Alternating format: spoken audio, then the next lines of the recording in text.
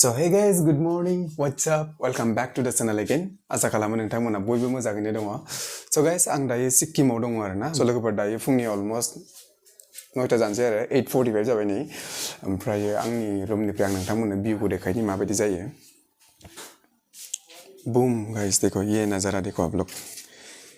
सुबह सुबह मेरे खिड़की से ऐसा नजारा होता है. This is crazy ना guys. So hey guys, नै जों दायो सिद्धेश्वर धामखौ नायफैदों आरोना चार धामबो होननानै बुङो इखौ जों गासिबो फैदों जोंनि आगैमोन ओमफ्राय आदामोन गासिबो फैदों गारिया जायगा जानायमोनबा आरो फैबावगौमोन ओमफ्राय 10 जनल' केपासिटि नालायथो जों दा फैग्रोबाय माने जों 10 जनानो ओमफ्राय दा नोंथांमोना भिउखौ नायबानो जाबाय आंनि फार्स्ट टाइम माने सिक्किमाव फैनायानो फार्स्ट खा नालायथो ओमफ्राय सिद्धेश्वर धामाव फैनाय नायखालांनो नागिरबाय आरो जोङो आदामोना फैगासिनो दङ गारिखौ बैयावनो पार्क खालामना गारबोदों जोङो दायो थांगासिनो दङ नोंथांमोननो देखायनो नाजागोन आङो एज माच पसिबल बेसेबां हायो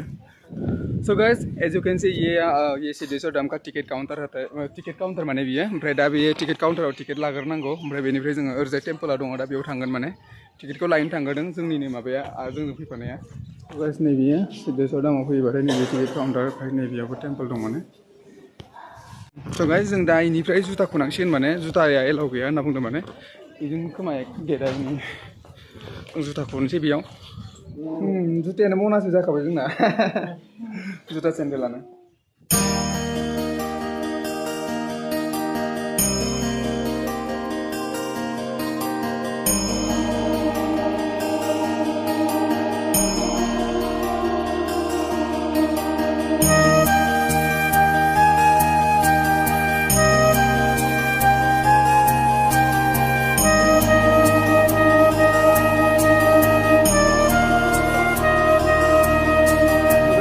दायो गाहायजों थांगोन माने गोजौजों ओरै गिदिंनानै फैफिनगोन माने नैबे लामाजों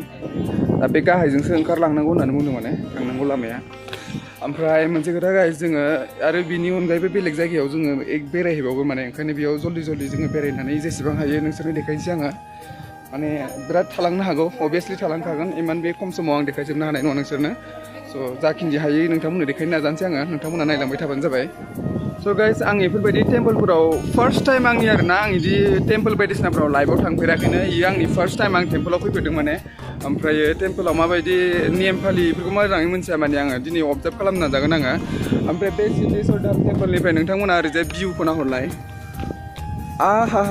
बेफोरबायदि भिउआव नुबावनो गाइस स' इयो गाइस सिक्किमाव नुनो मोनो बेफोरबायदि भिउसखौ नोंथांमोनाबो जुदि माबा मोनसे भेकेसन मोनोबा अबभियासलि नायनो फैनो हागोन ओमफ्राय ओरैजाय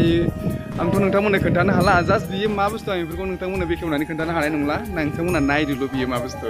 माने जास्ट माने सिनखौल' नायदो आरो माबायदि नुदों नोंथांमोना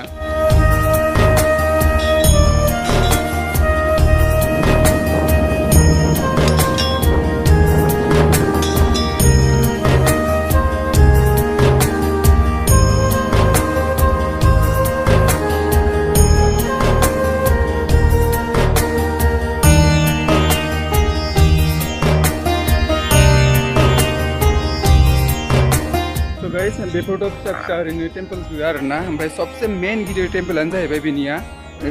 बियो नोंथांमोना नायनो हागोन बिराद गिदिर दै लोगोफोर नायनो हागोन नोंथांमोना जोबोद गोजौ माने मस्त' गिदिरखा वाव स' गाइस नुबायना नोंथांमोना माने आं खोन्थानोनो हाया माने नोंथांमोना इट्स क्वाइट बिउटिफुल गाइस नोंथांमोना नायनो हागोन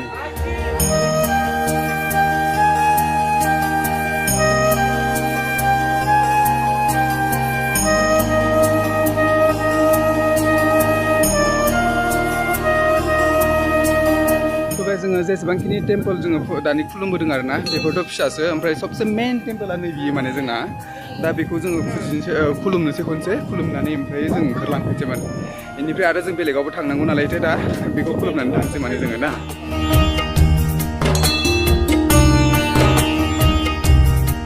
नै बियो जाहैबाय बेयाव ड्रेस चेन्ज खालामनानै नै इसोरबायदि फट' साफायजानो हायो माने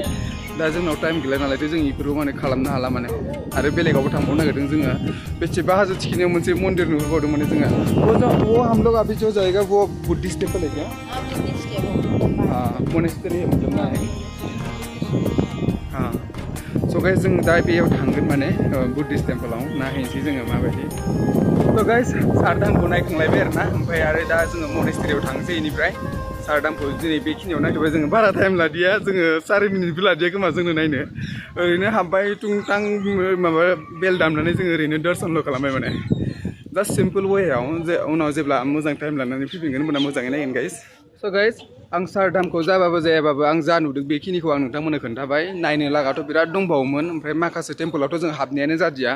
जास्ट माने जोङो मन्दिराल' माबायदि बेखौ नायनो फैनाय जाबाय आरोना ओमफ्राय मन्दिरनि प्राकृतिकआ माबायदि ओमफ्राय मा ओंथि फोरमायनो नाजादों जों बेफोरखौ जेबोखौनो मोन्थिबोदिया ओरैनो जास्ट माबायदि महरा बेखौल' नायनानै फैनाय जाबाय माने ओरैनोथ' बाखि मा होनो बेलेग इउटुबारफोरा जिबायदि माबा बानायो आरोना जिबायदि खोन्थायो चारधामनि सोमोन्दै बेफोरखौ नुनानै दा मोजां नांबाय लोगोफोर जास्ट माने आंनि ओरैनो सिम्पोल एक्सपिरियेन्सखौ आं नोंथांमोननो खोन्थानो नाजाबाय आरो ओमफ्राय दा बेनि उनाव आरो बेलेग मोनसे मनेस्ट्रियाव थांगासिनो दं जोङो नै दा गारियाव बयबो फैजोब्बाय बेनिफ्राय आरो बेसेबां गोजान लागोन सानसेयाव कभार खालामजोबनो हाया माने बिराद दङ माने बे माबाया साउथ सिक्किमाव जिखिनि हायो दिनैनि दिनाव बेखौ जों नोंथांमोननो खोन्थानो नाजानोसै माने स' नोंथांमोना नायलांबाय थाबानो जाबाय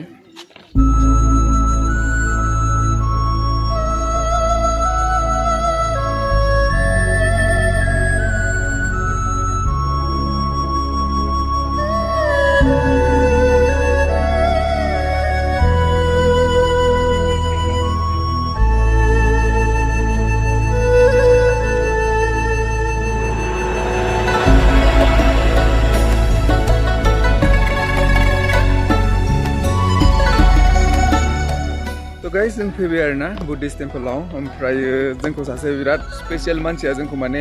गाइड खालामगासिनो दं आरोना आं बिथांखौ नोंथांमोननो खोन्थानो नागिरदों इनसे मिलिए ये हमारा गाइड है आज का जो भी हम लोग टूर कर रहा है सुबह से सब वही का हम लोग को गाइड किया है तो अपना नाम बताओ प्लीज गाइड नाम बताओ ना हिंदी से हाँ हिंदी से बोलो मेरा नाम अंजना चुब्बा और ये सिक्किम से है गाइस ये लोग असम से है हाँ ये लोग सिक्किम रवितार से है और अनफॉर्चुनेटली हम दोनों चलते नहीं है तो हम लोग को ये आज घुमाने के लिए आया है यहाँ पे तो बहुत मजा आया गाइस घुमाने के लिए लाए वैसे तो मैं आप लोग को ये सब बोल के दिखाना नहीं चाहूँगा आप लोग खुद देखिए और व्यू का मजा लीजिए ठीक है तो गाइस नोंथांमोना भिउसखौ माबायदि नुदों खोन्थादो अननानै एक्चुअलि आंथ' देखायनांगौखिनिखौ देखायबाय आं जा नुदों बेखौनो देखायदों आरोना ओमफ्राय आङो मबाइलाव आं जाखिनि नुदों बेखौ केपचार खालामजोबनो हायाखैबो जानो हागौ नोंथांमोन स' नोंथांमोना कमेन्टआव खोन्थाहरबानो जाबाय माबायदि नुदों सिरि गाखोनानै मेंगुजोबलायबाय नोंखौ मेङाखै नामा आदा इमान स्टेर्स गाखोनांगौ अ माय गड बेनो गाइस मोजां जायगायाव थाङोबा खस्थ'बो मोनखायो ओरैनोल' मोजांखौ मोना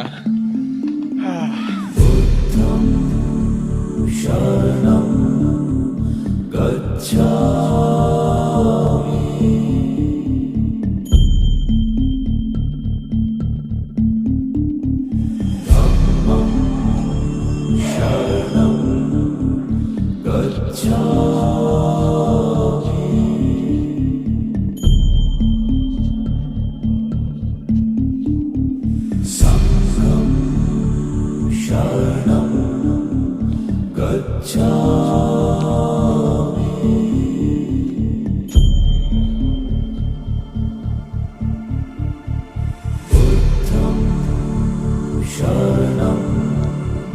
गच्छामि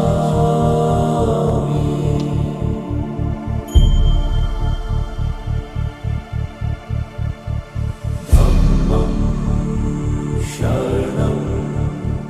गच्छामि Nih guys, बेयावनो गोमो